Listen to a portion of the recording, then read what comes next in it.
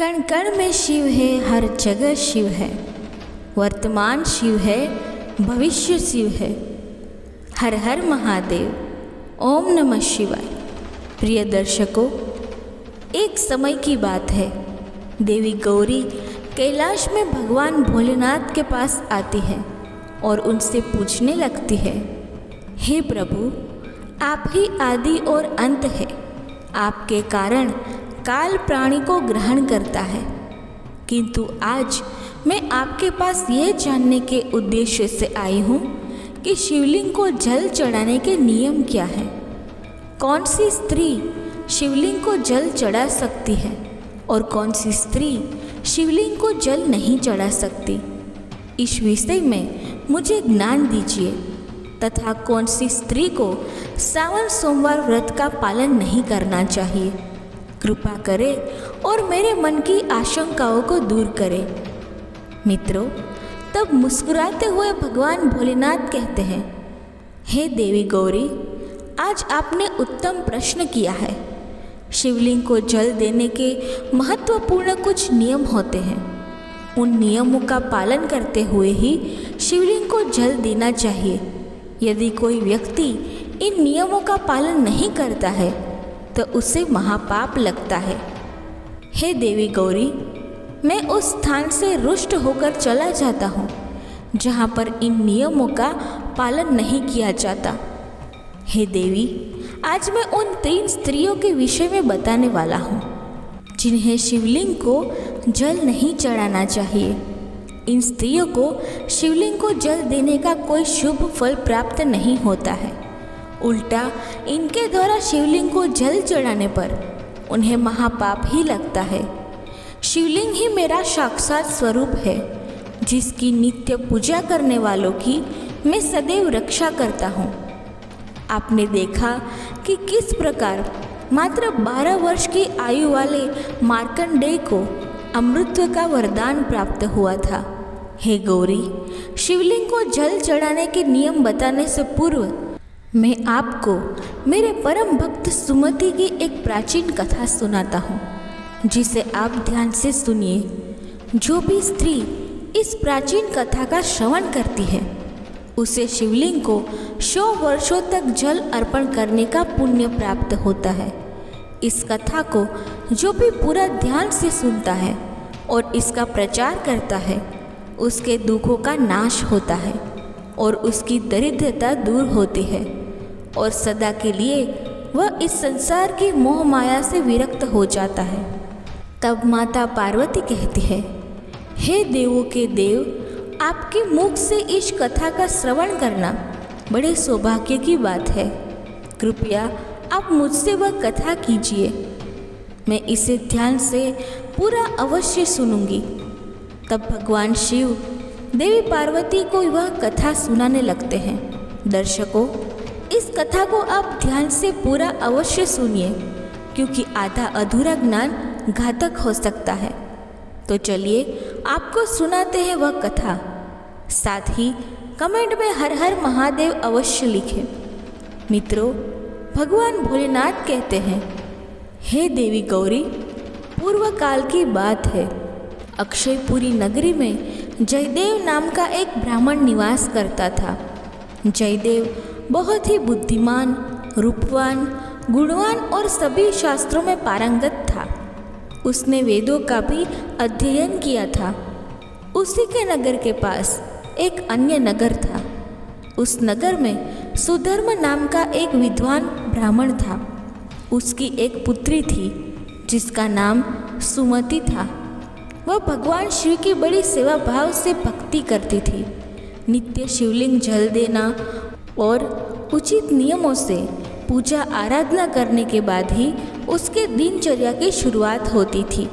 सुमति में मन चाहे वर को प्राप्त करने के हेतु 16 सावन सोमवार के व्रत भी किए थे। उसके पिता सुधर्मा ने बड़े ही लाड़ प्यार से अपनी पुत्री का लालन पालन किया था। उसकी पुत्री अत्यंत रूपवान और गुणवान थी। जब सुमति विवाह के योग्य हुई तो सुधर्मा को अपनी पुत्री के विवाह की चिंता सताने लगी। इसीलिए उसने अपनी पत्नी से कहा, हे प्रिय, हमारी पुत्री अब जवान हो चुकी है, इसलिए अब इसका विवाह हमें कर देना चाहिए।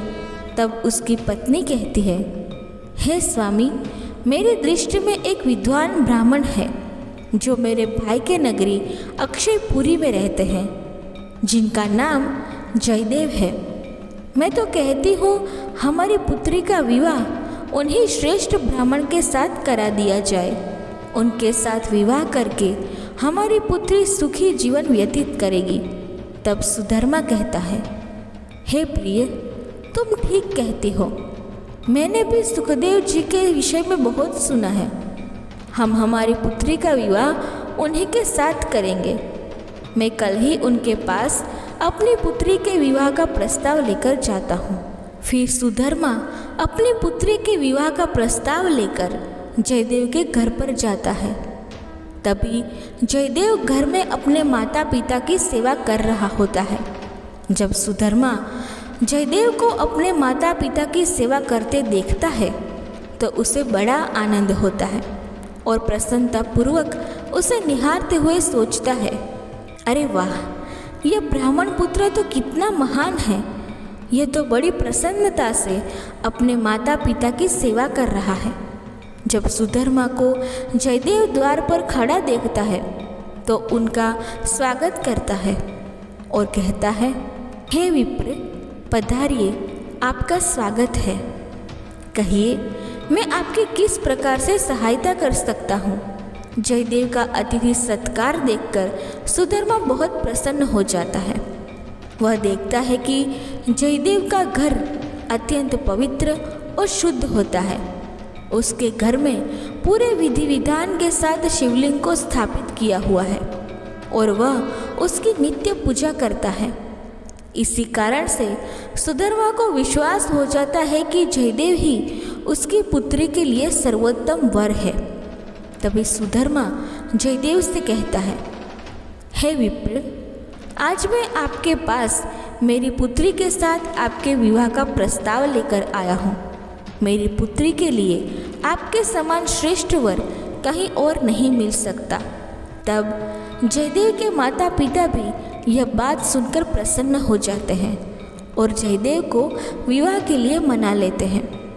फिर जयदेव भी विवाह के लिए तैयार हो जाता है। दर्शकों, समय के अनुसार विवाह का मुहूर्त तय किया जाता है और एक पवित्र स्थान पर जयदेव और सुमति का विवाह संपन्न किया जाता है। सुमति के सुंदर और मनमोहक रूप को देखकर जयदेव भी बहुत प्रसन्न होता है। सुमति अत्यंत सुंदर, गुणवान और चरित्रवान स्त्री थी। विवाह के बाद जब सुमति जयदेव के घर पर जाती है तो वह भी अपने पति और सास ससुर की बड़ी सेवा करती है। अपनी मधुर वाणी और कार्यों से वह सभी का मन जीत लेती है। सुमति के ससुराल वाले भी उसके कार्य से बहुत संतुष्ट और सदा ही प्रसन्न रहते हैं। सुमति नित्य अपने पति से पहले जागकर घर का आंगन साफ करती थी, फिर घर के अंदर साफ सफाई करके स्नान किया करती थी। स्नान करके वह पूजा घर में जाकर पूजा किया करती थी और नित्य रूप से शिवलिंग को जल देती थी तथा बेलपत्र अर्पण करती थी। दिन भर वह अपने अन्य कामों कर सभी परिवारजनों को प्रसन्न करती थी। फिर रात को वह पति के चरण दबाकर उसके सो जाने के बाद ही सोया जाया करती थी। सुमति के अंदर एक पतिव्रता नारी के सभी लक्षण थे और वह अपने पति को ही परमेश्वर मानकर उनकी सेवा करती थी। सुमति ने कभी अपने पति के अलावा अन्य पुरुष के विषय में विचार नहीं किया था।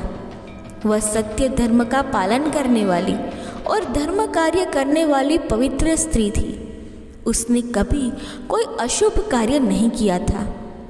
सुमति के ऐसे सात्विक और सरल स्वभाव को देखकर माँ लक्ष्मी भी उस पर मेहरबान थी। माँ लक्ष्मी स्वयं चलकर उसके घर में आकर निवास करने लगी, जिससे सुमति के जीवन में सुख समृद्धि और भी अधिक बढ़ गई। दर्शकों, भगवान भोलेनाथ कहते हैं, हे देवी गौरी, धन की देवी लक्ष्मी उन्हीं स्त्रियों पर अपनी कृपा दृष्टि बनाए रखती है जो पतिव्रता होती है और जो सत्य धर्म का पालन करती है। सुमति के अंदर वे सभी लक्षण थे जो एक श्रेष्ठ पतिव्रता नारी के अंदर होने चाहिए। लेकिन आगे मैं तुम्हें बताऊंगा कि सुमति की एक भूल के कारण उसका पूरा परिवार दुखों के बादलों में डूब गया और उसके जीवन में केवल कलेश, अशांति और दुख ही आने लगे। हे गौरी, फिर एक दिन की बात है जिसके अगले सुबह श्रावण मास आरंभ होने वाला था और संजोग से उस दिन अमावस्या भी थी। तभी सुमति ने दोपहर के भोजन में कोशिम्बीर बनाई थी जिसमें कई अधिक मात्रा में प्याज, गोभी और अन्य सब्जियों को दही के साथ मिलाकर बनाया था और स्वाद को बढ़ाने हेतु सीधे नमक का भी उपयोग उसने किया था। तब सुमति और उसका परिवार संध्या पूर्व भोजन कर रात्रि में सो गए, किंतु सुमति ने जो कोशिम्बीर बनाई थी वह काफ़ी स्वादिष्ट बनाई और सभी के भोजन पश्चात उसमें से थोड़ी बच गई थी। जब अगली सुबह जयदेव और सुमति जल्दी सुबह उठे तो उन्हें रात की बनाई हुई कोशिम्बीर बहुत पसंद आई थी और उन दोनों ने उसे खा लिया। मित्रों, कहते हैं कि प्याज के अधिक सेवन करने से मनुष्य की कामुकता बढ़ जाती है। अब उन दोनों के साथ यही हुआ। सुमति का पति अत्यंत कामातुर होकर सुबह स्नान करने के पश्चात सुमति के पास आया और उसने सुमति के साथ शारीरिक संबंध स्थापित किया, जिससे सुमति का शरीर अपवित्र हो गया। लेकिन सुमति का मन भी काम के प्रभाव में ही था, इसीलिए वह भी अपने नित्य नियम को भूल गई और उसने पति के साथ संबंध बनाने के बाद बिना स्नान किए ही शिवलिंग को स्पर्श किया और जल चढ़ा दिया, जिससे सुमति के शरीर में महामोह ने प्रवेश कर लिया, जिस कारण से सुमति के सारे इंद्रिय तिलमिला उठे। सुमति के शरीर में महामोह ने प्रवेश करते ही भगवान शिव क्रोधित होकर वहां से चले गए तथा इस अपवित्र अवस्था को देख महादेव अपने ही भक्त से रुष्ट होकर वहां से चले जाते हैं। तब से सुमति के शरीर में निवास कर रहे उस महामोह ने उसे सभी धार्मिक कार्यों से वंचित कर दिया तथा उसने अपने सभी श्रावण सोमवार व्रतों के पुण्य को नष्ट कर दिया।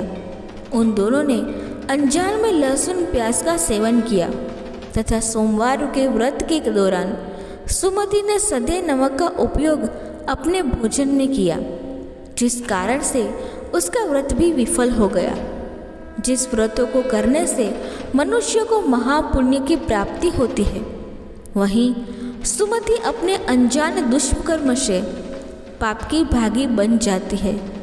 महामोह के शरीर में वास होने के कारण सुमति की मति भ्रष्ट हो जाती है तथा इसका विपरीत प्रभाव सुमति के पति पर भी पड़ रहा था और वह भी सदा कामातुर होकर सुमति के साथ भोग विलास करने लगा। उसका मन सदैव ही काम वासना में लगा रहता था।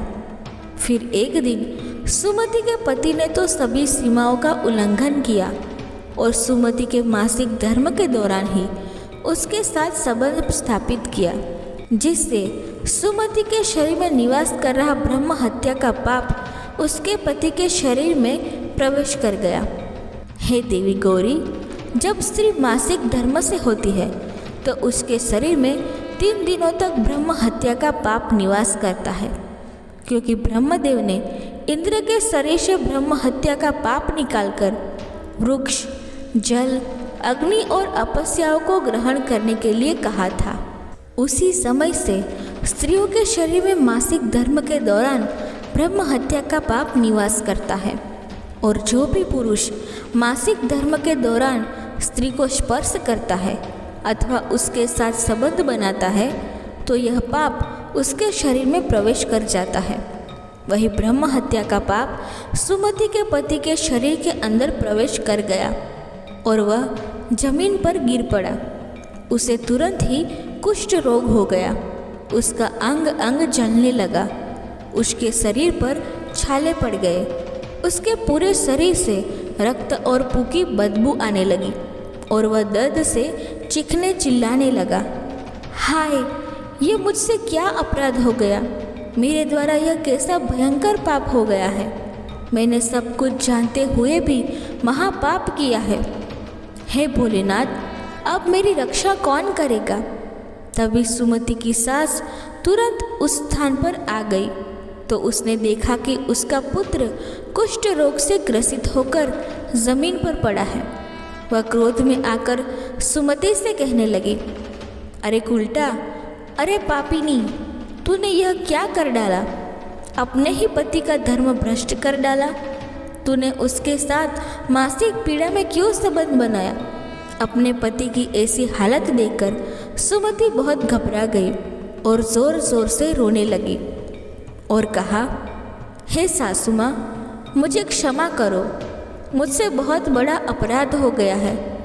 काम के वशीभूत होकर मेरे द्वारा यह अपराध हो गया है। तब सुमति की सास ने कहा, हे पापिनी, तू इसी घर से अभी चले जा। तुझ जैसी उल्टा स्त्री को इस घर में नहीं रहना चाहिए। तूने मेरे बेटे के जीवन को नरक बना दिया है और पता नहीं आगे और क्या क्या करेगी।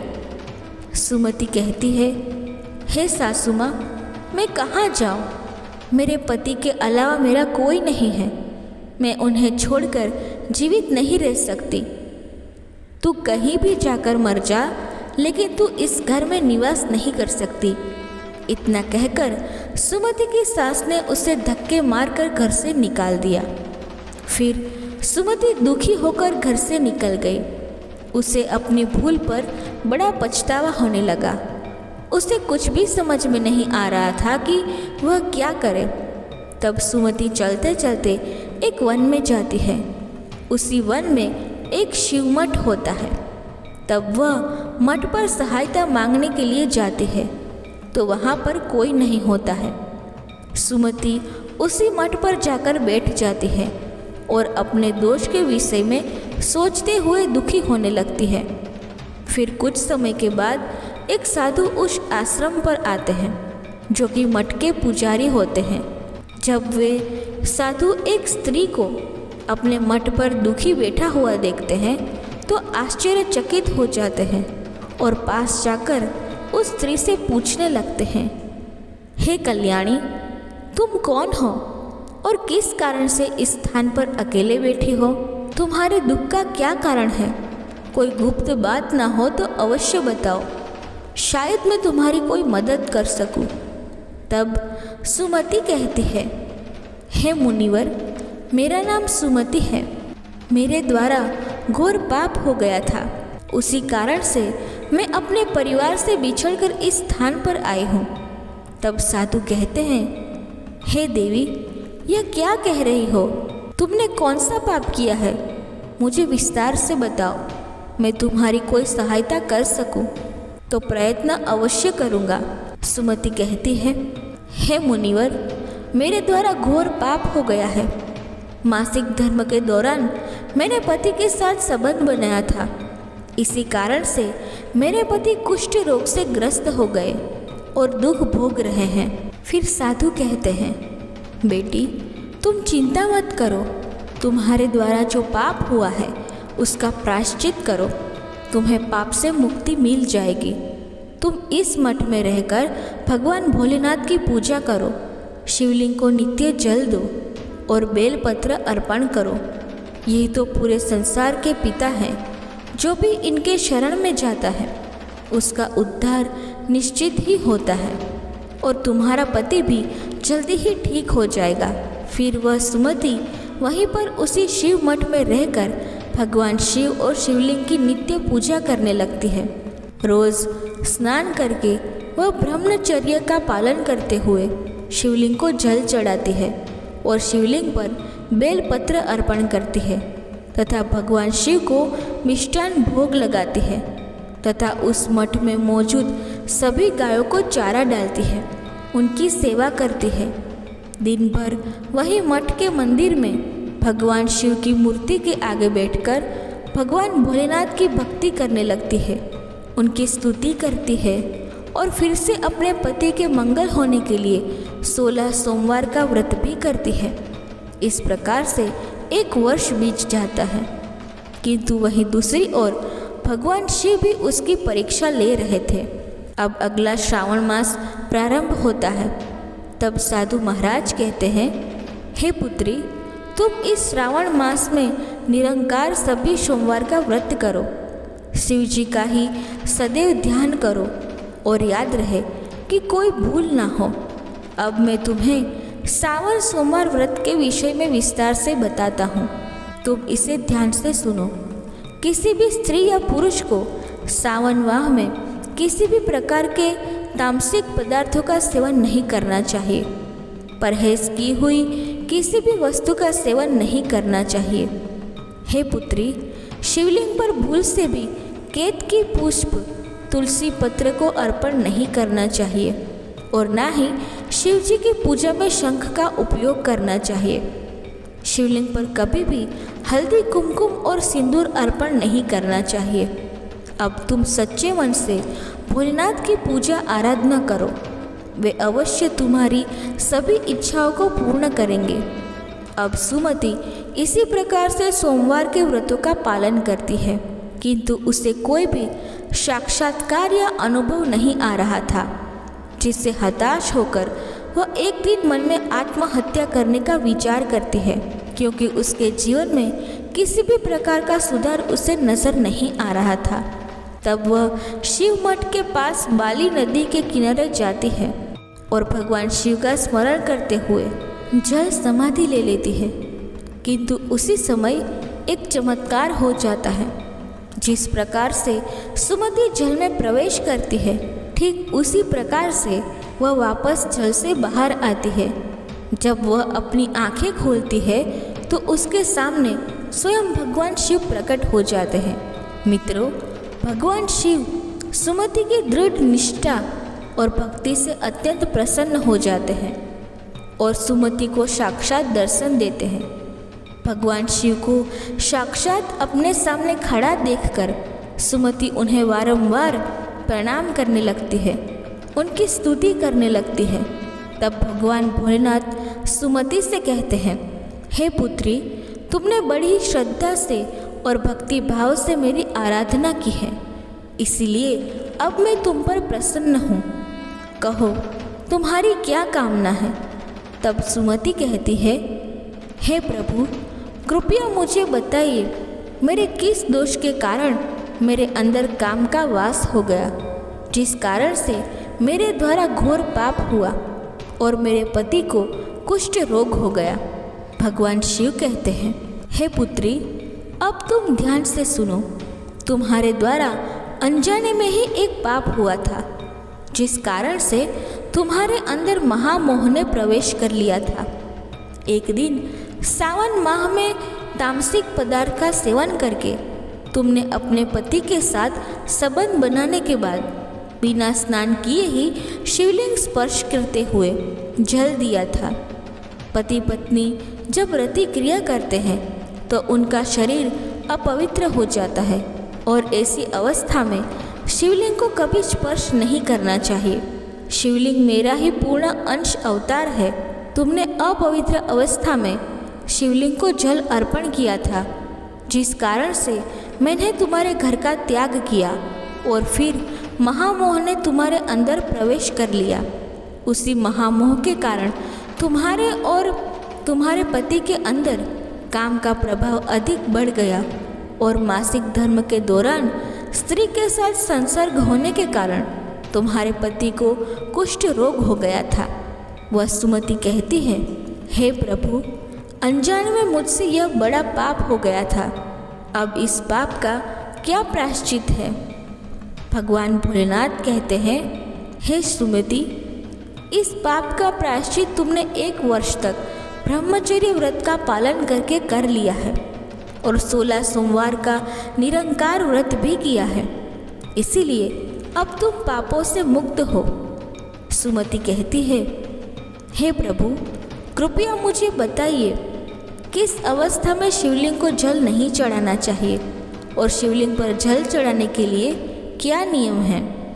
तब भगवान शिव कहते हैं, हे पुत्री, अब मैं तुम्हें शिवलिंग को जल देने के नियम बताता हूँ, तुम इसे ध्यान से सुनो।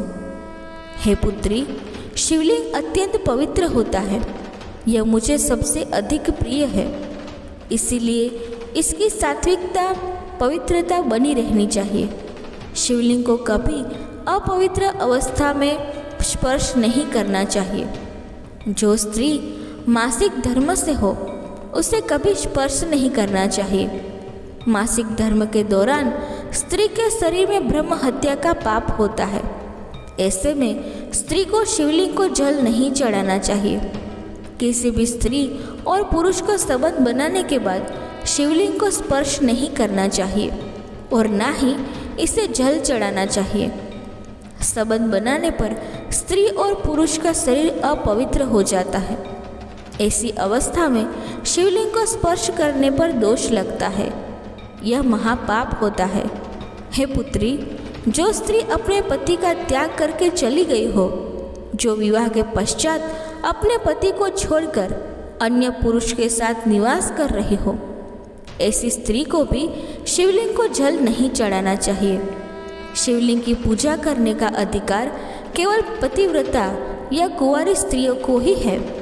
जो स्त्री असती, वेश्यावृत्ति की या अनेक पुरुषों के साथ संबंध बनाती है, उसे शिवलिंग को जल नहीं चढ़ाना चाहिए।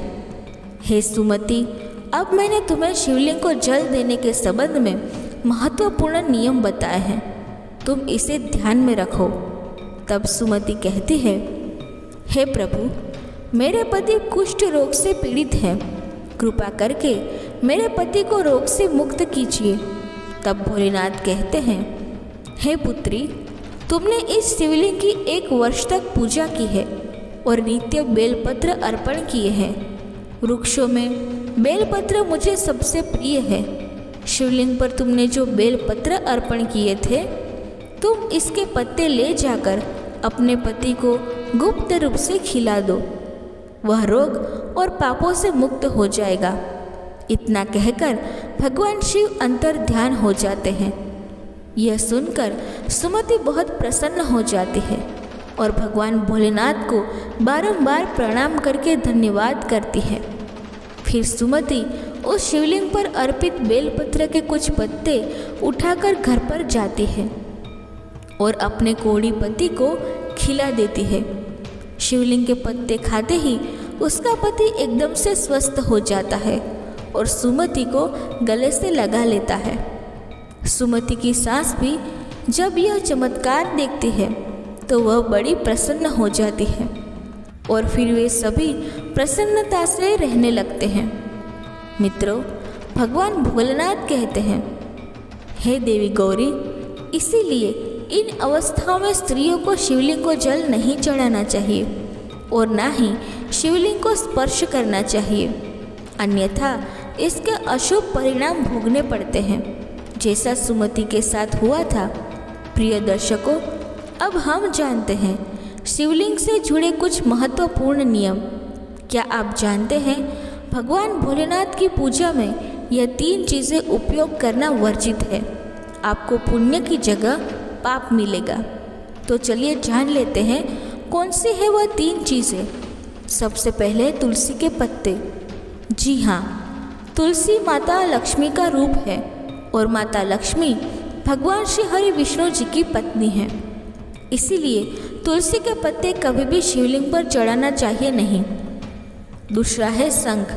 शिवजी ने शंखचूड़ नाम के दैत्य का वध किया था और उसी की हड्डियों से शंख की निर्मित हुई थी। तीसरा है केतकी का फूल।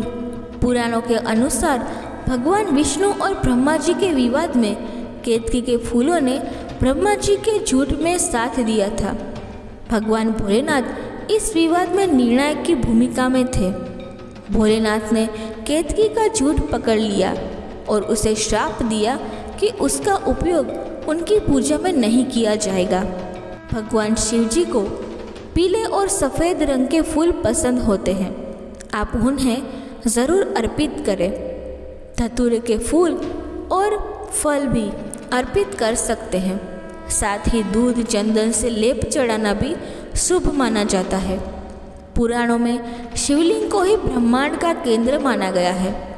इस केंद्र में समस्त ब्रह्मांड को ऊर्जा प्राप्त होती है। शिवलिंग से ही इस ब्रह्मांड की उत्पत्ति हुई है, इसीलिए शिवलिंग को ऊर्जा का केंद्र माना गया है। इसके पास कोई भी ऐसी वस्तु नहीं रखनी चाहिए जिससे शिवलिंग से निकलने वाली ऊर्जा नकारात्मकता में परिवर्तित हो। वास्तुशास्त्र के अनुसार यदि ऐसी वस्तुएं शिवलिंग के पास रखी जाती है तो घर का वातावरण भी नकारात्मक होता है। जैसे कि एक साथ 2 शिवलिंग, तुलसी का पौधा, कांसे के बर्तन, नंदी को भी पास नहीं रखना चाहिए। नंदी को भी थोड़ा दूर ही रखना चाहिए। पूजा स्थल पर या उसके आसपास अशुद्ध, अपवित्र और अशुभ समझी जाने वाली वस्तुएं भूलकर भी नहीं रखनी चाहिए। जैसे चमड़े की वस्तुएं, मृत व्यक्ति का अस्थि या कलश, हड्डियाँ, मांसाहार इत्यादि। मंदिर और उसके आसपास शुद्धता और सात्विकता रहनी चाहिए। जो मनुष्य भोलेनाथ को जल देते समय 1,00,000 बार मृत्युंजय मंत्र का जाप करता है, उसके शरीर के सभी रोग नष्ट हो जाते हैं और उसका शरीर शुद्ध हो जाता है। जो 2,00,000 बार मृत्युंजय मंत्र का जाप करता है, उसे अपने पूर्व जन्म की बातों का स्मरण होने लगता है। और जो मनुष्य 3,00,000 बार मृत्युंजय मंत्र का जाप करता है, उसे काम्य वस्तुओं की प्राप्ति होती है, अर्थात वह जिन वस्तुओं की कामना करता है वह उसे प्राप्त हो जाती है। इस तरह भगवान भोलेनाथ अपनी कथा समाप्त करते हैं। तो प्रिय दर्शकों, आपको यह कथा कैसी लगी कमेंट करके अवश्य बताएं। जानकारी अच्छी लगी हो तो वीडियो को लाइक ज़रूर करें और चैनल को सब्सक्राइब करना ना भूलें। धन्यवाद। जय श्री कृष्णा। राधे राधे।